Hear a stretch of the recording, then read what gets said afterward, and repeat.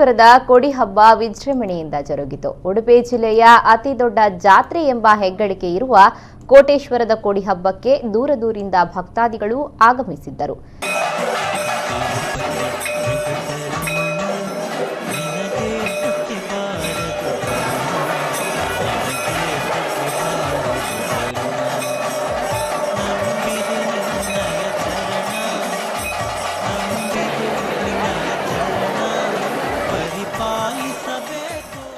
ಬೆಳಗ್ಗೆಯಿಂದ ದೇವತಾ ಕಾರ್ಯ ನಡೆದ ಬಳಿಕ ಮೆರವಣಿಗೆಯ ಬಳಿಕ ಕೋಟಿಲಿಂಗೇಶ್ವರನನ್ನ ರಥದ ಬಳಿ ಕರೆತಂದು ಹರ ಹರ ಮಹಾದೇವ ಉದ್ಘೋಷದೊಂದಿಗೆ ಭಕ್ತಾದಿಗಳು ರಥಬೀದಿಯಲ್ಲಿ ರಥೋತ್ಸವ ನಡೆಸಿದರು.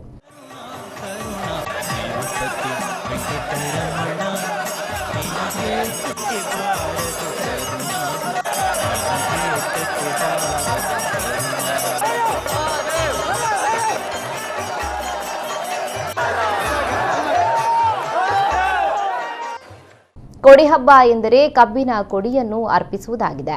ನೂರಾರು ನವವಧುವರರು ಈ ಕಬ್ಬಿನ ಕೊಡಿಯನ್ನ ಕೋಟಿಲಿಂಗೇಶ್ವರನಿಗೆ ಅರ್ಪಿಸಿದರು.